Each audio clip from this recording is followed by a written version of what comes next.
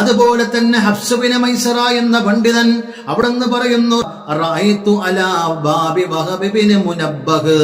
Wahab bin മുനബ്ബഹ് തങ്ങളുടെ വീട്ടിന്റെ front ഭാഗത്ത് എഴുതി വെച്ചിട്ടുണ്ട് മാഷാ അല്ലാഹ് എന്നെഴുതി വെച്ചത് കണ്ടപ്പോ ഞാൻ ചോദിച്ചു, എന്തേ തങ്ങളെ ഇങ്ങനെ?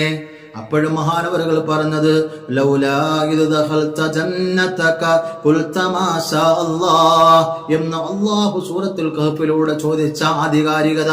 അതാണ് എനിക്കുമുള്ള തെളിവെന്ന് മഹാനായ വഹബ് ബിൻ മുനബ്ബഹ് തങ്ങൾ പറഞ്ഞത്. മഹാനായ ഇമാം സുയൂത്തി തന്റെ ദുർറുൽ മൻസൂർ എന്ന ലോക പ്രശസ്ത തഫ്സീറിൽ രേഖപ്പെടുത്തുകയാണ്. തിരുനബി സല്ലല്ലാഹു അലൈഹി വസല്ലമ തങ്ങളുടെ ജീവിതത്തിലേക്കൊന്ന് തിരിഞ്ഞാൽ മഹാനായ അനസ് റളിയല്ലാഹു തആല അൻഹു 10 കൊല്ലം നബി സല്ലല്ലാഹു അലൈഹി വസല്ലമ തങ്ങളുടെ സേവകനായി ജീവിച്ച മഹാനവറുകൾ അവിടെ നിന്ന് പറയുന്നു, മുത്തുനബി തങ്ങൾ പറയുന്നത് ഞാൻ കേട്ടതാണ്, മാ അൻ